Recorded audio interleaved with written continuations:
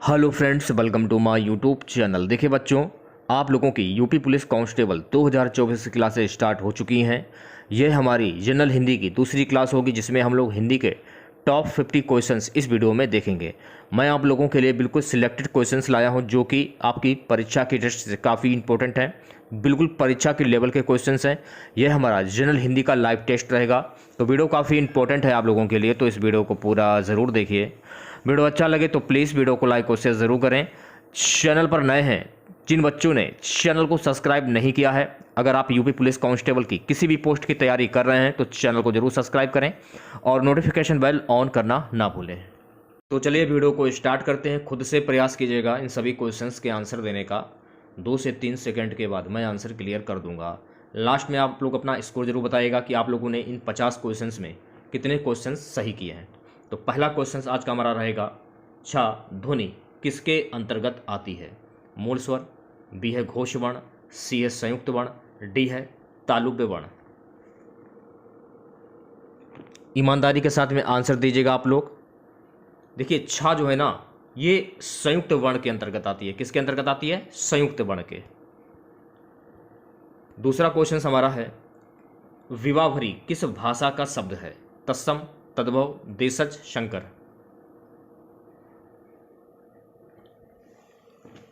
देखिए अपनी तैयारी को परखिए, एग्ज़ाम बहुत ही नज़दीक है। फरवरी में एग्ज़ाम जो है वो आयोजित किया जाएगा। फरवरी के किसी भी तारीख में आपका एग्ज़ाम हो जाएगा। अभी तो खैर क्लियर नहीं है कि एग्ज़ाम किस तारीख को होगा, लेकिन ये क्लियर है कि फरवरी माह में आप लोगों का एग्ज़ाम हो जाएगा। पढ़ने का समय है नहीं, जितनी प्रैक्टिस कर सकते हैं उतनी प्रैक्टिस करिए, ज़्यादा से ज़्यादा। जो सिलेबस है उस सिलेबस को भी पढ़िए आप लोग, क्योंकि 1 से 1.5 महीने में आपको सिलेबस अपना निपटाना है, ये समझ लीजिए। अगर आप जीरो से भी तैयारी करते हैं ना, फिर भी आप तैयारी आसानी से कर सकते हैं 12 घंटे की पढ़ाई में। जब आप 12 घंटे की पढ़ाई करेंगे तब आप जीरो से अपनी तैयारी कर सकते हैं। विवाहवरी किस भाषा का शब्द है? देखिए विवाहवरी जो है ना, ये तत्सम भाषा का शब्द है। ऑप्शन ए करेक्ट हो जाएगा। नेक्स्ट क्वेश्चन क्या है? नेक्स्ट क्वेश्चन है कि पंकज में कौन सा समास है?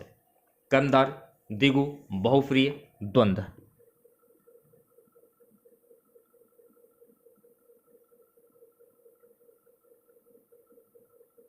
देखिए पंकज में जो हो जाएगा बहुप्रिय समास। अब आप लोग मन में सोच रहे होंगे कि बहुप्रिय समास में क्यों होगा, तो जान लीजिए आप लोग। देखिए पंकज शब्द जो है ये बहुप्रिय समास का उदाहरण है।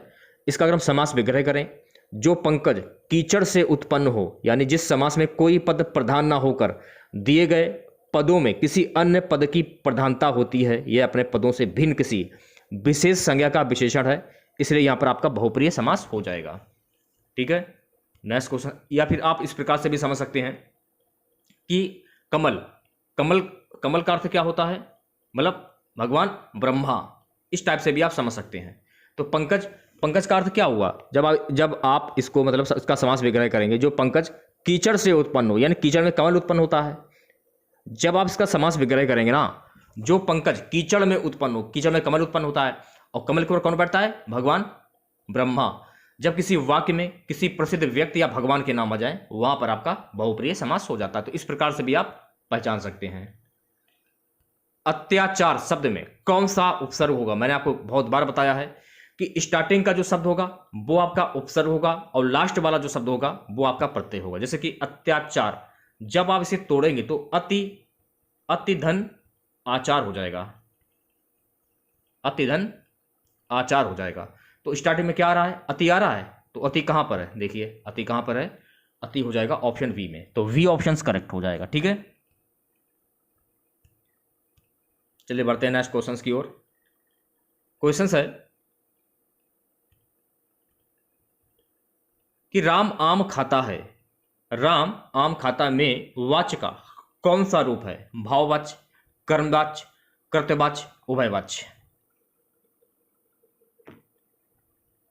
राम आम खाता है,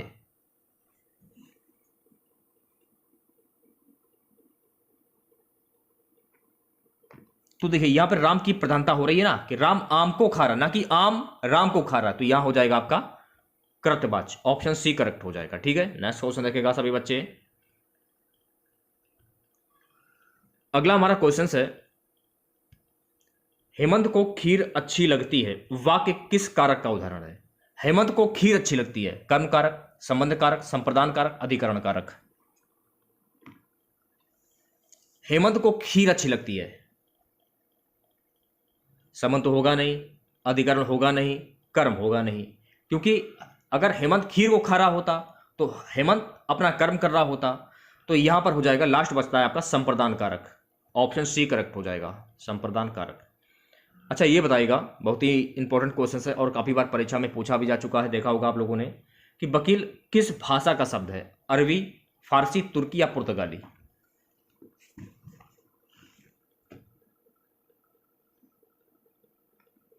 देखिए वकील जो है ना, ये फारसी भाषा का शब्द है। क्यों है? क्योंकि कानून तथा लेखन से संबंध शब्द फारसी भाषा के अंतर्गत आते हैं। जैसे कि कानून हुआ, लेखन हुआ। कानून से संबंधित, ये मान लीजिए अगर कानून से संबंधित कोई भी अगर वाक्य पूछा जाए तो वो फारसी भाषा का शब्द हो जाएगा। इतनी बात आपको ध्यान में रखनी है, ठीक है। नेक्स्ट क्वेश्चन देखिएगा सभी बच्चे, ये मुहावरा दिया गया है, आंख फटी रहना, मुहावरे का सही अर्थ क्या होता है? अंगूठा देखना, कठपुतली होना, आश्चर्यचकित रह जाना, आंख चुराना। आंख फटी रहना, मुहावरे का सही अर्थ क्या होगा?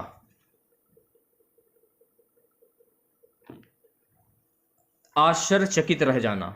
ऑप्शन में देखिए आश्चर्यचकित दिया कि आश्चर्यचकित रह जाना। अगर ऑप्शन में भौचक्का होकर देखते रह जाना तो आप इस पर भी टिक कर सकते हैं, ठीक है। और मान लीजिए बाकी प्रयोग अगर हम करें, अचानक घर के बाहर भालू को देखकर मोनू की आंख फटी रह गई, इस प्रकार से भी आप कर सकते हैं। यानी कहने का मतलब है कि एक मुहावरा के कई मुहावरा होते हैं, ऐसा नहीं है कि एक ही हो। तो सारे मुहावरे आपको ध्यान में रखने हैं, जो मैं आपको करा रहा हूं उनको करते चलिए आप लोग, ज़्यादा दिमाग लगाने की ज़रूरत नहीं है। आप देखिए कितना सिंपल सा क्वेश्चन है कि लेखक शब्द में कौन सा प्रत्यय है? लेखक, अक, अक, लेखक, यही से समझ सकते हैं कि लेखक, लास्ट में अक निकल रहा है। मैंने क्या बताया था? स्टार्टिंग का शब्द उपसर्ग और लास्ट वाला शब्द प्रत्यय हो जाएगा। तो यहां जो आपका अक है ये सही हो जाएगा, ठीक है। नेक्स्ट क्वेश्चन देखेगा, थोड़ा सा दिमाग लगाइए, क्वेश्चन में कुछ भी नहीं है। ईश्वर का कोई आकार नहीं होता है, रेखांकित शब्द का एक शब्द क्या होगा? ईश्वर का कोई आकार नहीं होता है, रेखांकित शब्द का एक शब्द क्या होता है? सरोकार, स्वीकार, साकार, निराकार। तो ईश्वर जो है ना वो निराकार है, तो निराकार आपका सही आंसर हो जाएगा। बहुत ही सिंपल सा क्वेश्चन है। नेक्स्ट क्वेश्चन देखेगा, किस विकल्प में विसर्ग संधि का प्रयोग नहीं हुआ है? तिरोधान, शिरोधार्य, दीपोत्सव, रजोभाव।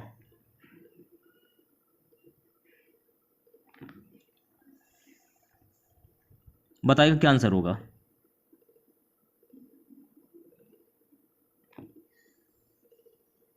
Option number C. क्यों? तिरोधार में आ जाएगा ऐसा, शिरोधार में भी ऐसा आ जाएगा, ये विसर्ग संधि के ये चिन्ह होते हैं। रजोभाव में ऐसा हो जाएगा इस प्रकार से। लेकिन दीपोत्सव यानी कि दीप धन उत्सव, जब आप इसे तोड़ेंगे, ध्यानपूर्वक देखेगा, दीप धन उत्सव, ठीक है, दीप धन उत्सव हो जाएगा, ठीक है। आप देखिएगा यहां पे दीप धन उत्सव, आ, पा को मान लिया जाएगा आ, इसे मान लिया जाएगा छोटा ऊ, तो छोटा आ प्लस छोटा ऊ बराबर क्या हो जाएगा? ओ में परिवर्तित हो जाएगा, ठीक है, ओ में ये परिवर्तित हो जाएगा। जब ये ओ में परिवर्तित होने हो गया, ठीक है, ये कारण गुण संधि हो जाएगा, गुण संधि हो जाएगा ये, ठीक है, ये आपको ध्यान रखना है। तो तोड़ना भी सीखना बहुत जरूरी है, बस तोड़ना सीख लीजिए, संधि करने लगेंगे आप। नमस्कार का संधि विच्छेद क्या होगा? बहुत सारे क्वेश्चंस ऐसे होते हैं कि जैसे आपने क्वेश्चंस को देखा वैसे ही आंसर ऑटोमेटिक माइंड में आ जाता है। जैसे कि मान लीजिए पीतांबर, पीलांबर है जिनका, जैसे कि नमस्कार, नमस्कार का सही संधि विच्छेद क्या होता है? बहुत ही इजी है, माइंड में आके चला कि नमः नमः नमः धनकार, और पूछा जाए नमस्कार में कौन सी संधि होगी? विसर्ग संधि हो जाएगी। ये भी आपको ध्यान रखना है। क्यों हो जाएगी? जब आप इसे तोड़ते हैं ना तो देख सकते हैं विसर्ग संधि की ये चिन्ह दिए गए हैं, इस प्रकार से आप पहचान सकते हैं। अगला क्वेश्चन देखिएगा, वह आता है, वह सर्वनाम किसका घोतक हो सकता है? गांधी जी, अतिथि, भिक्षुक, विकलांग। वह आता है, तो भिक्षुक का आंसर हो जाएगा, ठीक है, भिक्षुक। अतीत के चलचित्र के रचनाकार कौन है? बहुत ही इंपॉर्टेंट क्वेश्चन है, काफी बार आप लोगों ने पढ़ा भी होगा। अतीत के चलचित्र के रचनाकार कौन है? महादेवी वर्मा, निराला, शिव प्रसाद सिंह, अज्ञे। तो देखिए अतीत के चलचित्र के रचनाकार हैं महादेवी वर्मा। बहुत ही इजी है, इसे आप याद कर लीजिए, यह परीक्षा में छपा हुआ रखा होगा। से विभक्ति निम्न में से किस कारक के लिए प्रयुक्त होती है? संप्रदान, कर्म, करण या फिर कर्ता।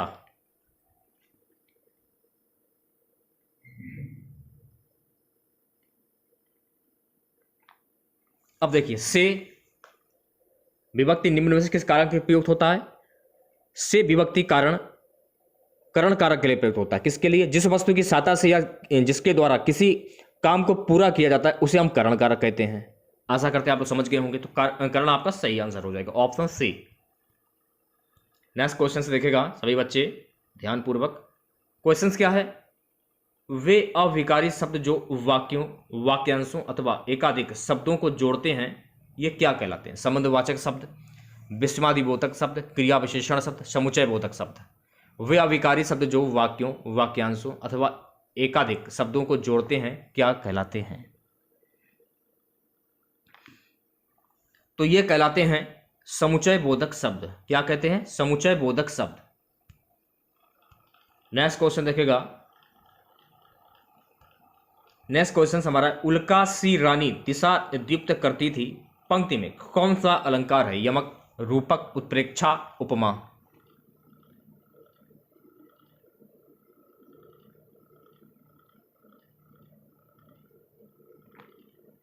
अब देखिए ध्यानपूर्वक देखिएगा। देखिए यहां पर जो रानी जो है, रानी, मेरा कहने का मतलब यह है यहां पर रानी को उल्का पिंड के समान दीप्तमान बताया गया है, उल्का पिंड के समान। तो यहां पर हो जाएगा आपका उपमा अलंकार। कौन सा अलंकार हो जाएगा? उपमा अलंकार। शुद्ध बर्तनी वाला शब्द। चार ऑप्शंस आपके सामने दिए गए हैं, बताइए क्या आंसर होगा। ऑप्शन नंबर डी करेक्ट हो जाएगा, ये शुद्ध बर्तनी इसकी सही हो जाएगी। ठीक है, नेक्स्ट क्वेश्चन देखेगा। नेक्स्ट क्वेश्चन क्या है कि अवर शब्द का विलोम शब्द क्या होगा? दूसरा, अपर, प्रवर, अधम। चूज कीजिए आंसर सभी बच्चे। 69 क्वेश्चंस का आंसर हो जाएगा। अवर का विलोम शब्द होता है प्रवर। क्या होता है? प्रवर। अगला क्वेश्चन क्या है कि क्या वह पढ़ रहा है वाक्य में प्रयुक्त चिन्ह होगा? क्या वह पढ़ रहा है, बहुत ही इंपॉर्टेंट क्वेश्चन है। चिन्ह भी पूछे जा सकते हैं पेपर में, चिन्ह। तो यहां पर कौन सा चिन्ह लगेगा बताइए। ऑप्शन नंबर ए, ये वाला चिन्ह लगेगा। ठीक है, अगला क्वेश्चन क्या है कि आदिकाल व भक्ति काल का संधि कवि किसको कहा जाता है? विद्यापति को, खुमाण रासो को, पृथ्वीराज रासो को, चंद्रप्रदाय को। आदिकाल व भक्ति काल का संधि कवि किसको कहा जाता है? ये कहा जाता है ऑप्शन नंबर ए, विद्यापति को। किसको कहा जाता है? विद्यापति को। याद कर लीजिए इसको। ठीक है, सारे क्वेश्चंस काफी इंपॉर्टेंट है परीक्षा की दृष्टि से। ठीक है, आपको ये किसी भी बुक में नहीं मिलेंगे। निम्न में से अशुद्ध वाक्य पहचानिए। तो यहां पर आपको अशुद्ध वाक्य की पहचान करनी है। एक बार ट्राई कर लीजिएगा, ऐसे क्वेश्चंस आपको किसी भी बुक में नहीं मिलेंगे। और जो भी हाल ही में यूपी पुलिस कांस्टेबल की काफी बुक लॉन्च हो गई हैं, उसमें भी आपको ये क्वेश्चंस नहीं मिलेंगे। लेवल पर देखिए फिर बात करिए आप लोग। बिल्कुल एग्जाम के लेवल वाले क्वेश्चंस हैं, बिल्कुल एकदम। निम्न में से अशुद्ध वाक्य पहचानिए। अगर आप हमारा प्रैक्टिस सेट मॉक टेस्ट करते रहे ना, तो हिंदी में मैं ये गारंटी दे रहा हूं ज्यादातर क्वेश्चंस आपके सही निकलेंगे, अगर आप प्रैक्टिस करते रहे तो 1 महीने तक। निम्न में से अशुद्ध वाक्य की पहचान कीजिए। बताइए क्या अशुद्ध वाक्य कौन सा इसमें होगा? तुम तो अपना काम करो, तो सी ऑप्शन, ये अशुद्ध वाक्य हो जाएगा। ठीक है, नेक्स्ट क्वेश्चन देखेगा। लघुर्मी में कौन सी संधि होगी? लघु, धन, उर्मी। तो देखिए लघु में छोटा ऊ, ये बड़ा ऊ, तो छोटा ऊ प्लस बड़ा ऊ क्या हो जाएगा? बड़ा ऊ हो जाएगा। तो यहां पर कौन सी संधि हो जाएगी लघुर्मी में? दीर्घ स्वर संधि। ऑप्शन बी करेक्ट हो जाएगा। ठीक है, नेक्स्ट क्वेश्चन देखेगा सभी बच्चे। निम्नलिखित में से ऋण शब्द कौन सा है? तब यहां पर आपको ऋण शब्द की पहचान करनी। पीला, घुड़सवार, लंबोदर, नाक। यहां पर ऋण शब्द की पहचान करनी है आप लोगों को। बताइए क्या आंसर होगा सभी बच्चे, जल्दी से जल्दी।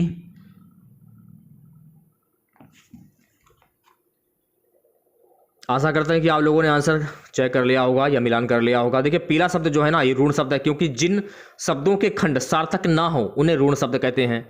जैसे जल, हाथ, ये शब्द जो हैं ये इसके जो है ये ऋण शब्द हैं, क्योंकि इन शब्दों के सार्थक खंड नहीं हो सकते हैं, इसलिए ऋण शब्द हो जाएंगे। तो पीला जो है ना आपका, ये ऋण शब्द हो जाएगा। ऋण शब्द यानी कि अलग ना हो सके। ठीक है, अगला क्वेश्चन देखेगा सभी बच्चे। आ उपसर्ग के प्रयोग से बना शब्द कौन सा है? आ, छोटा आ उपसर्ग से। बताइए क्या आंसर होगा। बहुत इजी क्वेश्चन है यार, आसानी से बता देंगे। अवैतनिक, ये जो है ना ये उपसर्ग के प्रयोग से बना शब्द है, क्योंकि आ है ना अवैतनिक। कंचन का पर्यायवाची शब्द क्या होगा भाई? बताइए। स्वर्ण, मंगल, श्याम, कौशल।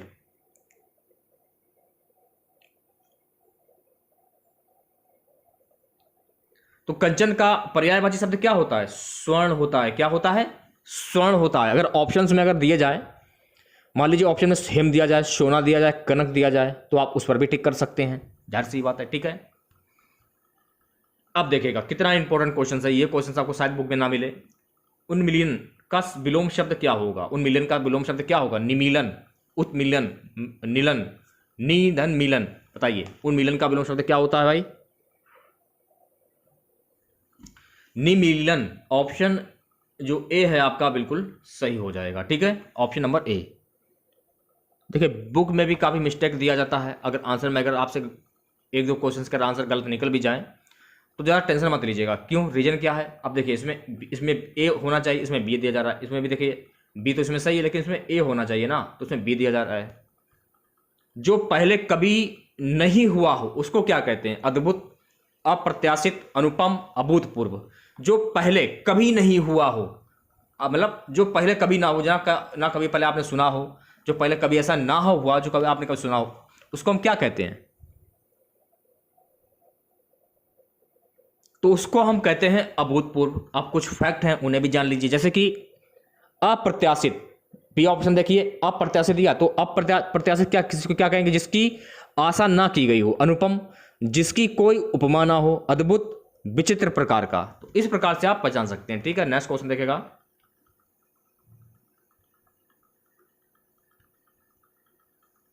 नेक्स्ट क्वेश्चन क्या है कि पान दान शब्द है योग ऋण, यौगिक, तद्भव, शंकर। पान दान शब्द है, तो पान दान शब्द कैसा शब्द होगा? पान दान में हो जाएगा तद्भव शब्द। क्यों? जो शब्द संस्कृत से विकृत होकर परिवर्तित होकर बनते हैं उन्हें हम तद्भव शब्द कहते हैं। बात अपने माइंड में इतनी बात याद रखिएगा, संस्कृत शब्दों से विकृत होकर परिवर्तित होकर बनते हैं उन्हें हम तद्भव शब्द कहते हैं। तो यहां हो जाएगा आपका तद्भव शब्द। ऑप्शन नंबर सी करेक्ट हो जाएगा। आंख का अंधा नाम नयन सु का अर्थ क्या होगा भाई? एक ही व्यक्ति में कई अवगुण, गुण के विपरीत नाम, आंख ना होने पर भी सुखी, आंख ना होने पर भी दुखी। आंख का अंधा नाम नयन सुख, इसका मुहावरा क्या होगा? यानी कि गुण के विपरीत नाम। ऑप्शन वी करेक्ट हो जाएगा। मान लीजिए ऑप्शंस में दिया जाए गुण के विरुद्ध नाम का होना, तो आप इस पर भी टिक कर सकते हैं। सभी बच्चे नेक्स्ट क्वेश्चन क्या है कि उत्साह किस रस का स्थायी भाव है? करुण, वीर, हास्य, श्रृंगार। बहुत ही इंपॉर्टेंट क्वेश्चन है परीक्षा की दृष्टि से। बताइए क्या आंसर होगा? किस रस का क्या स्थायी भाव होगा, वो आपको तैयार करने होंगे। प्रैक्टिस सेट में आपको करा रहा हूं। उत्साह वीर रस का स्थायी भाव होता है। स्थायी भाव हृदय में सदैव विद्यमान रहता है। मूलतः स्थायी भाव 9 माने गए, तो ये भी फैक्ट आपको ध्यान में रखना है। तो वी ऑप्शन बिल्कुल सही हो जाएगा, यानी उत्साह का स्थायी भाव होता है वीर रस। नेक्स्ट क्वेश्चन देखेगा सभी बच्चे। सूरसागर किस भाषा की रचना है? अवधी, बुंदेली, ब्रज, छत्तीसगढ़ी। सूरसागर किस भाषा की रचना है? काफी इंपॉर्टेंट क्वेश्चन है। बताइए क्या आंसर होगा सभी बच्चे? सूरसागर किस भाषा की रचना है? सूरसागर भक्ति काल के कृष्ण भक्ति शाखा की प्रमुख कवि सूरदास की रचना, जो ब्रज भाषा में रचित है। ऑप्शन नंबर सी करेक्ट हो जाएगा। अब आपको एक बात और ध्यान में रखना है, यहां पे बात यह ध्यान रखना है कि सूरदास को अष्टछाप का कवि माना गया, यानी सूरदास को अष्टछाप का जहाज कहा जाता है। अगर पेपर में पूछ लिया जाए आप लोगों से, मान लीजिए कि अष्ट छाप का जहाज किसे कहा जाता है? रहीम, तुलसी, सूरदास या कबीर? किसे कहा जाता है? सूरदास को। कबीर की कौन सी भाषा है? सदुक्कड़ी भाषा है। तो ये छोटी छोटी जो चीजें हैं इन्हें आप याद कर लीजिए, हिंदी आप लोगों की तैयार हो जाएगी। ठीक है, नेक्स्ट क्वेश्चन देखेगा सभी बच्चे। दिगंबर शब्द उदाहरण है स्वर संधि, यण संधि, विसर्ग संधि, व्यंजन संधि। अब देखिए दिक धन अंबर, ऐसा होता है ना, दिक धन अंबर, तो आंख बंद कर व्यंजन संधि पे टिक कर दीजिए। ज्यादा दिमाग लगाने की कहां जरूरत है बताइए, तोड़ने से ही पता चल रहा है कि यहां पर व्यंजन संधि हो जाएगी, बस तोड़ना सीख लीजिए। अब यहां पर मैंने आपको क्या बताया कि यहां पर दिगंबर में जो है आपका व्यंजन संधि हो जाएगा। क्यों हो जाएगा? दिगंबर शब्द में व्यंजन, क्योंकि जब व्यंजन वर्ण के साथ स्वर्ण वर्ण या व्यंजन के मेल से, ये छोड़िए, इसकी परिभाषा भी छोड़िए, दिमाग लगाने की जरूरत ही नहीं है। क्या पूछ रहा है कि दिगंबर शब्द में कौन सी संधि होगी? तोड़िए इसको, दिक धन अंबर। अब देखिए ये हलन दिख रहा है आपको, हलन थी, हलंत से आप पहचान सकते हैं कि यहां पर व्यंजन संधि हो जाएगी। आंख बंद करके व्यंजन संधि पे आप टिक कर दीजिए, हो जाएगा आपका। ठीक है, सही क्वेश्चन बिल्कुल एकदम। ये शॉर्ट ट्रिक है पहचानने का तरीका, जिससे आप आसानी से पहचान सकते हैं और परीक्षा में सारे के सारे क्वेश्चन जो है वो सही कर सकते हैं। अगला क्वेश्चन देखिएगा, इनमें सर्वनाम रहित वाक्य है। आपको यह बताना है इनमें सर्वनाम रहित वाक्य कौन सा होगा? वह दौड़ता है, कोई तो आया ही है, मोहन पढ़ता है, तुम नहीं पढ़ते। सर्वनाम रहित वाक्य कौन सा होगा इसमें? मोहन पढ़ता है यह सर्वनाम रहित वाक्य है, जबकि वह दौड़ता है, कोई तो आया ही है और तुम नहीं पढ़ते, इन सभी वाक्यों में सर्वनाम है, लेकिन मोहन पढ़ता है ये आपका सर्वनाम रहित वाक्य हो जाएगा। सी ऑप्शन करेक्ट हो जाएगा। अब ये वाला क्वेश्चन देखिएगा, मृगावती किसकी रचना है? काफी बार पेपर में पूछा भी जा चुका है कि मृगावती किसकी रचना है। एक बार पेपर को उठा के देख लीजिए, आपको ये क्वेश्चन मिल जाएगा। इससे पहले 2007 में पेपर 2000 मेरे ख्याल में 9 में एग्जाम हुआ था यूपी पुलिस कांस्टेबल का, उसमें ये क्वेश्चन पूछा गया था, मृगावती किसकी रचना है? उस्मान, मंजन, कुतुबुन, जायसी। देखिए ये कुतुबुन की रचना है और ये 1503 में लिखी गई थी। कब लिखी गई थी? 1503 ईस्वी में लिखी गई थी। तो ये भी आपको ध्यान रखना है, पेपर में कुछ भी पूछा जा सकता है, सारे पॉइंट आपको ध्यान में रखने हैं। ठीक है, नेक्स्ट क्वेश्चन देखेगा। क्वेश्चन क्या है? निम्न में संयुक्त वाक्य का चयन करें। इसमें आपको संयुक्त वाक्य की पहचान करनी है। वह पढ़ता है, मोहन खेलता है और सोहन पढ़ता है। मोहन खेलता है, वह धीरे धीरे दौड़ता है।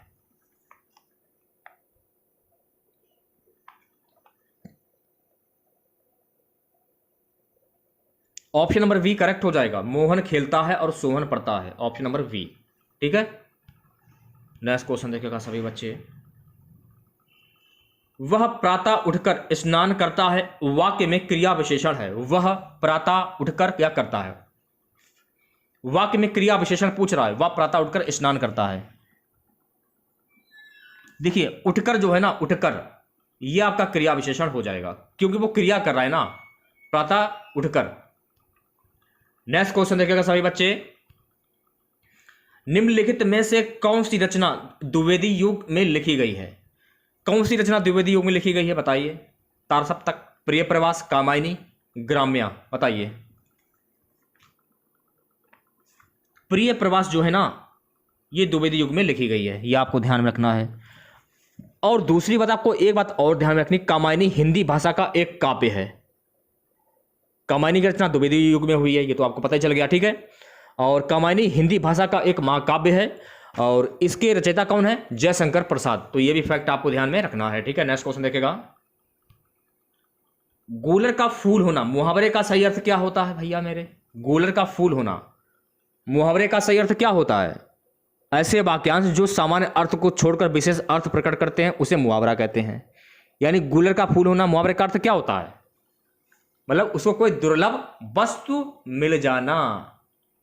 ऑप्शन नंबर ए करेक्ट हो जाएगा। ठीक है, नेक्स्ट क्वेश्चन देखेगा। क्वेश्चन है कि विशेषण की विशेषता बताने वाले शब्द जो हैं वो क्या कहलाते हैं? परीक्षा की दृष्टि से काफी इंपॉर्टेंट क्वेश्चन है, बताइए। विशेषण की विशेषता बताने वाले शब्द जो हैं वो क्या कहलाते हैं? तो ये कहलाते हैं प्रविवेशण। ऑप्शन नंबर वी करेक्ट हो जाएगा। ठीक है, नेक्स्ट क्वेश्चन देखेगा। अछत का विलोम शब्द क्या होता है भाई मेरे? अछत का विलोम शब्द, छत, नछत, विछत, इनमें से कोई नहीं। अछत का विलोम शब्द होता है नक्षत्र, क्योंकि किसी शब्द का विलोम अर्थ या उल्टा अर्थ प्रकट करने वाले शब्द को हम क्या कहते हैं? हम विलोम शब्द कहते हैं। तो नक्षत्र आपका सही आंसर हो जाएगा, ऑप्शन नंबर बी। कृष्णार्जुन में कौन सा समास होगा? देखिए काफी इंपॉर्टेंट क्वेश्चन है और बहुत ही अच्छा क्वेश्चन है, अच्छे लेवल का। अब देखिए ध्यानपूर्वक, मैंने आपको कई बार बताया कि कुछ समास ऐसे भी होते हैं जहां पर योजक चिन्ह नहीं लगा होता है, और कुछ शब्द ऐसे भी होते हैं जिनमें योजक चिन्ह लगा होता है। अब जैसे कृष्णार्जुन, कृष्णा अलग हो गया और अर्जुन अलग हो गया, तो यहां हो जाएगा द्वंद्व समास। तो ऐसे भी आपको शब्द पहचानने हैं जिसमें द्वंद्व समास होता है। नेक्स्ट क्वेश्चन देखिएगा, जो काम ना करना चाहे के लिए एक शब्द क्या होगा? जो काम ना करना चाहे, आलसी, निकम्मा, अर्कमय, दुष्कर। बहुत ही इंपॉर्टेंट क्वेश्चन है ये, परीक्षा की दृष्टि से बिल्कुल परीक्षा के लेवल वाला क्वेश्चन है। जो काम ना करना चाहे उसको क्या कहते हैं? अर्कमय कहते हैं उसको, ठीक है। नेक्स्ट क्वेश्चन देखिएगा, क्वेश्चन क्या है? यामा किसकी रचना है? भवानी प्रसाद मिश्र, महादेवी वर्मा, अज्ञेय, मुक्तिबोध। यामा किसकी रचना है? बताइए, ईमानदारी से बताइएगा, यामा किसकी रचना है? देखिए मैं आपको बता देना चाहता हूं कि यामा जो है ना, ये महादेवी वर्मा की रचना है। महादेवी वर्मा जी की अन्य रचनाएं कौन कौन सी हैं? निहार हुआ, रश्मि, नीरजा आदि। और महादेवी वर्मा को आधुनिक युग की मीरा भी कहा जाता है, तो ये भी आपको ध्यान रखना है। तो ऑप्शन नंबर बी जो है आपका बिल्कुल सही हो जाएगा, ठीक है। नेक्स्ट क्वेश्चन देखेगा, शोक किस रस का स्थायी भाव है? शांत, करुण, हास्य या वीर? शोक यानी कि करुण रस, शोक का स्थायी भाव हो जाएगा करुण रस, ऑप्शन नंबर वी। स्वतंत्र सत्ता धारण ना करने वाले शब्द ये क्या कहलाते हैं? ऋण, यौगिक, योग ऋण, इनमें से कोई नहीं। स्वतंत्र सत्ता धारण ना करने वाले शब्द क्या कहलाते हैं? तो मैं आपको बता देना चाहता हूं कि स्वतंत्र सत्ता धारण करने वाले शब्द कहलाते हैं यौगिक शब्द कहलाते हैं, ऑप्शन वी करेक्ट हो जाएगा। यौगिक शब्द किनको कहते हैं ये भी जान लीजिए आप लोग। देखिए मैं आपको बता देना चाहता हूं कि योगी शब्द दो शब्दों के मेल से बने होते हैं जिसके खंड सार्थक होते हैं, इसलिए इनको योगी शब्द कहा जाता है, ठीक है। चलिए बढ़ते हैं नेक्स्ट क्वेश्चन की ओर। नेक्स्ट क्वेश्चन देखिएगा सभी बच्चे, क्वेश्चन है कि पहाड़ पर लालटेन किसकी रचना है? Ramesh Chandra, Shivani, Manglesh Dabral, Nagarjuna.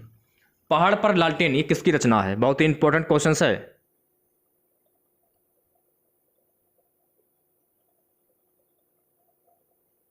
Option number C correct हो जाएगा, मंगलेश डबराल। अगला हमारा क्वेश्चन है, हिमालय शब्द का संधि विच्छेद क्या होगा? बहुत ही इजी क्वेश्चन है, आसानी से आप बता सकते हैं। हिम धन आलय, हिम धन आलय, ऑप्शन नंबर ए करेक्ट हो जाएगा। चलिए बढ़ते हैं नेक्स्ट क्वेश्चन की ओर।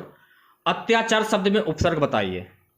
अत्याचार, अति, धन, आचार। मैंने कई बार बताया आप लोगों को, जस्ट अभी बताया मैंने। स्टार्टिंग का शब्द उपसर्ग, लास्ट वाला शब्द प्रत्यय, तो अति ऑप्शन नंबर ए करेक्ट हो जाएगा, ठीक है। नेक्स्ट क्वेश्चन देखेगा, आज का हमारा लास्ट क्वेश्चन रहेगा, राम ने कहा गाड़ी, राम की गाड़ी कहां पलट गई? इसमें कौन सा वाक्य होगा? सरल वाक्य, द्वित्व वाक्य, संयुक्त वाक्य, मिश्र वाक्य?